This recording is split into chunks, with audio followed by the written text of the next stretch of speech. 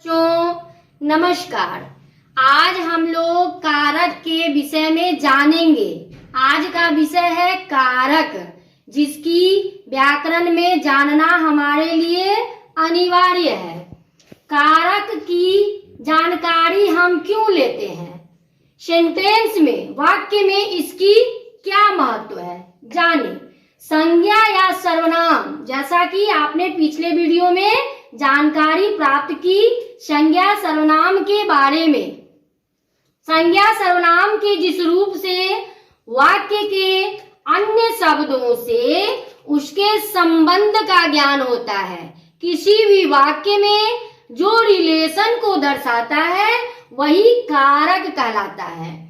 जैसे इनकी कारक चिन्ह, और इसे परसर्ग भी कहा जाता है। कारक के 8 चिन्ह है। कितने चिन्ह है? 8 चिन्ह है। कर्ता, कर्म, करण, संप्रदान, आपादान, संबंध, अधिकरण, संबोधन। अब ये जानना है कि इसके चिन्ह क्या होते हैं, इसे हम कैसे पहचानेंगे। वाक्य में पहचानने के लिए कुछ चिन्हों को जानना आवश्यक है। जैसे कर्ता का चिन्ह होता है ने। कर्ता का मतलब होता है किसी काम को करने वाला, ठीक है। कर्ता मतलब जो किसी काम को करता हो। कर्ता ने, जहां ने का संबंध हो तो हम समझ जाएंगे कि सेंटेंस में ये कर्ता है।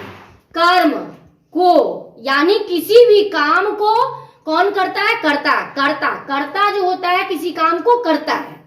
करण, करण मतलब किसी, जैसे मैं पढ़ाई करती हूँ या फिर लिखती हूँ तो लिखने का एक साधन, जैसे पेन। मैंने इस चीज को किसे लिखा?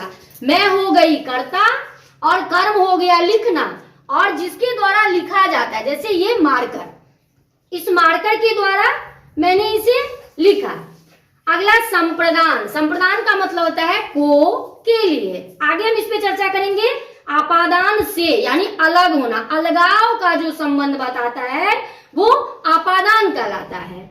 संबंध, संबंध मतलब किसी भी वाक्य में जो रिलेशन करे, जो संबंध करे। अधिकरण में पर, अधिकरण मतलब होता है उसके द्वारा, उस पे। संबोधन यानी हे है। इसकी इस प्रकार से पहचान होती है। अब इसकी डिफिनेशन यानी इसकी परिभाषा को जाने कि कर्ता का क्या परिभाषा है, कर्ता किसे कहते हैं। अगर आपसे कोई पूछे कर्ता किसे कहते हैं तो कारक की परिभाषा तो इस प्रकार मैंने यहाँ बता दी कि संज्ञा सर्वनाम के जिस रूप से वाक्य के अन्य संबंधों से उसके संबंध का ज्ञान होता है तो उसे कर्ता चिन्ह या परसर्ग कहा जाता है। तो अब हम कर्ता के बारे में जाने कि कर्ता क्या है। वाक्य में शब्द का जो रूप क्रिया के करने वाले का ज्ञान कराए उसे कर्ता कारक कहते हैं। कर्ता के साथ ने परसर्ग का प्रयोग केवल भूतकाल की क्रियाओं में होता है। जैसे बच्चों ने शोर मचाया। मचाया यानी जो बीत चुका है। बच्चे क्या कर रहे हैं? यहाँ शोर मचा रहे हैं। यहाँ पे कर्ता कौन है? बच्चा। तो बच्चों ने, यानी बच्चों की तरफ कौन इशारा कर रहा है? ने। बच्चों ने शोर मचाया। मीनी ने फल खाया। फल खाने वाला कौन है? मीनी। तो मीनी यहाँ क्या हो गई? कर्ता हो गई, जिसकी चिन्ह होती है ने। आगे हम लोग कर्म कारक को, कर्म कारक वाक्य में जो शब्द क्रिया के कर्म का ज्ञान कराता है उसे कर्म कारक कहते हैं। इसमें कभी कभी को परसर्ग का प्रयोग नहीं होता है, छुपा रहता है। हमें समझना होता है कि कर्म क्या है। कर्ता कोई काम को करता है, करने वाला जो होगा कर्ता, और जिस काम को किया जा रहा है वो कर्म कहलाता है। जरूरी नहीं है कि यहाँ पे का प्रयोग किया जाए। जैसे मीरा ने बेटे को पत्र लिखा। मीरा क्या कर रही है? अपने बेटे को पत्र लिख रही है। क्या लिख रही है? पत्र लिख रही है। यहाँ पे कौन सा काम हो रहा है? पत्र लिखने का काम हो रहा है। रोहित चित्र बना रहा है। रोहित क्या कर रहा है? चित्र बना रहा है। यहाँ पे चित्र बनाने का काम हो रहा है और रोहित के द्वारा हो रहा है। तो यहाँ कर्ता हो गया रोहित और कर्म हो गया चित्र बनाना। करण कारक। अब करण कारक का क्या चिन्ह होता है? से, के द्वारा। किसी काम को करने के लिए किसी साधन की आवश्यकता होती है, वही साधन यहाँ पे करण कहलाता है। ठीक है, कर्ता, जिस साधन के द्वारा क्रिया किया जाता है उसे करण कारक कहते हैं। जैसे रेलगाड़ी से रमेश दिल्ली गया, मैंने इसको मार्कर के द्वारा लिखा, मार्कर से लिखा, तो यहाँ पे लिखने का काम किसके द्वारा हो रहा है? इस मार्कर के द्वारा हो रहा है। संप्रदान कारक, अब यहाँ संप्रदान का चिन्ह हम क्या लिखे हैं? को, के लिए। संप्रदान का मतलब होता है जिसके लिए क्रिया की जाती है, कोई भी काम किसी न किसी के लिए किया जाता है, उसका ज्ञान कराने वाला शब्द संप्रदान शब्द कहलाता है। यह भोजन भिखारी के लिए है। जैसे कुछ सामान होता है, जैसे खाना किसी बच्चे के लिए है, तो यह खाना किसके लिए है? तो बच्चे के लिए है। तो यहाँ पे संप्रदान मतलब होता है के लिए, यहाँ काम किसके लिए हो रहा है? किसी के लिए हो रहा है। आपादान कारक, आपादान कारक के चिन्ह है से, अलग होना, अलगाव होना।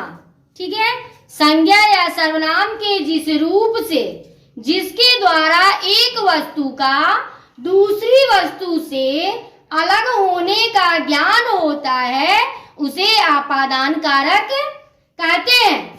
जो शब्द घृणा, भय, तुलना, सीखना आदि का भाव प्रकट करता है वहाँ आपादान कारक होता है। जैसे वृक्ष से फल गिर रहा है या पत्ते गिर रहे हैं, तो वृक्ष से फलों का या पत्तों का गिरना आपादान कहलाता है।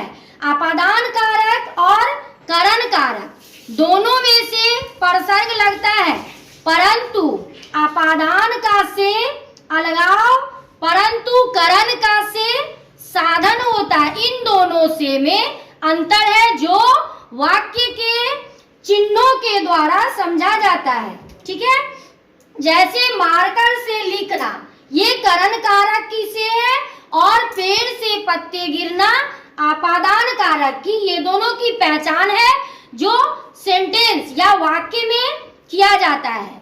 संबंध कारक, संबंध का परसर्ग चिन्ह है काके की, रा, रे, री। संज्ञा का वह रूप जो वाक्य में एक शब्द का दूसरे शब्द से संबंध बताता है, उसे संबंध कारक कहते हैं। इसमें कारक चिन्ह लिंग और वचन के अनुसार बदलते हैं। जैसे मेघा की बहन चित्र बना रही है, या मेघा का भाई सेब खा रहा है। यहाँ का और की में लिंग का अंतर है।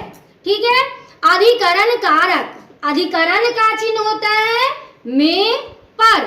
संज्ञा का जो भी रूप क्रिया के होने का आधार, समय का स्थान बताता है, उसे अधिकरण कारक कहते हैं। जैसे औरतें छत पर बैठी है, संजीव कमरे में पढ़ रहा है। यहाँ में और पर ये क्या बताता है?